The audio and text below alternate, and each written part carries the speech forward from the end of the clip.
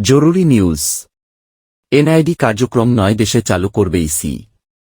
বিস্তারিত জানতে ভিডিওটির শেষ পর্যন্ত দেখুন। দীর্ঘদিন অপেক্ষার পর এবার আরও 9টি দেশে বসবাসরত বাংলাদেশিদের স্বপ্ন পূরণ হতে যাচ্ছে। চলতি বছর এসব দেশের বাংলাদেশিদের জাতীয় পরিচয়পত্র এনআইডি সেবা সংশ্লিষ্ট দেশে নিয়ে যাবে নির্বাচন কমিশন ইসি কর্মকর্তারা জানান, বর্তমানে সংযুক্ত আরব আমিরাত, যুক্তরাজ্য, ইতালি, কুয়েত, মালয়েশিয়া, কাতার ও সৌদি আরবে সফলভাবে প্রবাসী বাংলাদেশিদের ভোটার হিসেবে নিবন্ধন কার্যক্রম শুরু হয়েছে। এরই মধ্যে সংযুক্ত আরব আমিরাত, ইতালি, কুয়েত ও কাতার এই কার্যক্রমের শুভ উদ্বোধন করা হয়েছে। ইসির অনুমোদিত দেশগুলোর মধ্যে কার্যক্রম বাকি রয়েছে Oman, Bahrain, Jordan, Singapore, Lebanon, Libya, Australia, মালদ্বীপ, কানাডা। এ দেশগুলোর মধ্যে প্রবাসী বাংলাদেশিদের আধিক্য বিবেচনায় 3টি ধাপে কার্যক্রম নেয়ার জন্য পররাষ্ট্র মন্ত্রণালয় এবং সংশ্লিষ্ট দূতাবাস হাইকমিশনের সঙ্গে পত্রযোগাযোগ সহ সার্বিক সমন্বয় সাধন করা যেতে পারে বলে মত দিয়েছে ইসি। জানা যায়, প্রধানমন্ত্রীর কার্যালয়ের নির্দেশনা পেয়ে কেএম নুরুল হুদার নেতৃত্বাধীন কমিশন গত 2019 সালে প্রবাসে এনআইডি সরবরাহের উদ্যোগ হাতে নেয়। এরপর 2020 সালের 12 ফেব্রুয়ারি যুক্তরাজ্য প্রবাসীদের অনলাইনে ভোটার করে নেওয়ার কার্যক্রম উদ্বোধন করে ইসি। এর আগে 2019 সালের 18 নভেম্বর সংযুক্ত আরব আমিরাতের প্রবাসীদের মাঝে এ কার্যক্রম শুরু করা হয়। তার আগে একই বছর 5 নভেম্বর মালয়েশিয়ায় অবস্থারত বাংলাদেশিদের ভোটার তালিকায় অন্তর্ভুক্তি এবং স্মার্ট জাতীয় পরিচয়পত্র দেওয়ার অংশ হিসেবে অনলাইনে আবেদন নেওয়ার কার্যক্রম উদ্বোধন করা হয়। এরপর সৌদি আরব, সিঙ্গাপুর ও মালদ্বীপে থাকা বাংলাদেশিদের জন্য এ সুযোগ চালু করা হয়। সে সময় অনলাইনে আবেদন নিয়ে সেই আবেদন সংশ্লিষ্ট ব্যক্তির উপজেলা থেকে যাচাই করে সততা পেলে সংশ্লিষ্ট দেশে দূতাবাস থেকে এনআইডি সরবরাহের পরিকল্পনা ছিল। এরপর করোনা মহামারীর কারণে থমকে যায় দূতাবাসের মাধ্যমে এ কার্যক্রম শুরুর পরিকল্পনা।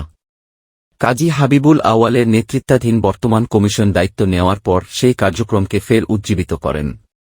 এক্ষেত্রে আগের আবেদনগুলো পাশ কাটিয়ে নতুন করে কার্যক্রম শুরু করেন তারা।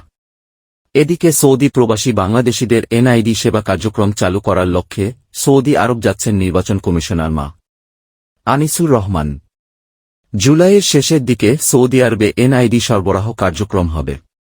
ইসি সূত্র জানায়, নির্বাচন কমিশনার আনিসুর রহমান দেশটিতে কার্যক্রমটি উদ্বোধন করবেন। এজন্য আগামী 20 থেকে 29 জুলাই সৌদি আরব সফর করবেন তিনি। তার সঙ্গে সিস্টেম ম্যানেজার রফিকুল হক ও একান্ত সচিব শাহ কামরুল হুদা সফর সঙ্গী হবেন। তবে তিনি নিজ খরচে স্ত্রী ও পুত্রকেও নিয়ে যাবেন দেশটিতে। অন্যান্য দেশের মতো এই দেশটিতেও অবস্থিত বাংলাদেশ দূতাবাসের সহায়তায় পুরো কার্যক্রমটি পরিচালিত হবে। চিফ অ্যাকাউন্টস অ্যান্ড ফাইন্যান্স অফিসারকে ইসির উপসচিব শাহ আলমের পাঠানো এ সংক্রান্ত চিঠি থেকে জানা গেছে, পুরো সফরের ব্যয় বহন করা হবে স্মার্ট কার্ড বা আইডিএ 2 প্রকল্প থেকে। ইসির প্রবাসী নিবন্ধন শাখার পরিচালক আব্দুল মোমিন সরকার বলেন, শুধু সৌদি আরব ছাড়া এ পর্যায়ে কার্যক্রম চলমান থাকা সব দেশেই কাজ এগোচ্ছে দ্রুতগতিতে। গত বছরের 2 অক্টোবর থেকে সৌদি আরবে এনআইডি প্রদান কার্যক্রমের উদ্যোগ নেওয়া হয়, কিন্তু সেখানকার বাংলাদেশ দূতাবাসের তৎপরতা ছিল কম। ফলে সে দেশে বসবাসরত প্রায় 2.8 লাখ অভিবাসীর মধ্যে বিগত 8 মাসে 1000-এর বেশি প্রবাসী এনআইডির জন্য আবেদন করেন। তাদের মধ্য থেকে যাচাই বাছাই শেষে চূড়ান্ত হয়েছে শতাধিক বাংলাদেশীর জাতীয় পরিচয়পত্র। ইসির অতিরিক্ত সচিব অশোক কুমার দেবনাথ বলেন, মধ্যপ্রাচ্যে, ইউরোপ এবং আমেরিকা, কানাডা সহ বিশ্বের অনেক দেশে বহু সংখ্যক বাংলাদেশী নাগরিক অবস্থান করছে। স্বাধীনতার এত বছর পরও তারা দেশে আসার সুযোগ পান না, যার ফলে ভোটার তালিকায় তাদের নাম যেমন অন্তর্ভুক্ত হয় না, তেমনি তারা জাতীয় পরিচয়পত্র থেকে বঞ্চিত। রাষ্ট্রের পরিচিতিপত্র না থাকায় নানা সমস্যার সম্মুখীন হচ্ছেন তারা। এজন্য তাদের ভোটার করার ব্যাপারে বর্তমান সরকার ও নির্বাচন কমিশন ইতিবাচক। জনশক্তি কর্মসংস্থান ও প্রশিক্ষণ ব্যুরোর বিএমইটি তথ্য অনুযায়ী বর্তমানে বিশ্বের বিভিন্ন দেশে বাংলাদেশী রয়েছেন প্রায় 2 কোটি। এর মধ্যে ইসির কার্যক্রমে সাড়া দিয়ে 6 দেশের 27,484 জন এনআইডি পাওয়ার জন্য আবেদন করেছে। তাদের মধ্য থেকে এ পর্যন্ত স্মার্ট এনআইডি হাতে পেয়েছেন 4,993 জন প্রবাসী বাঙালি।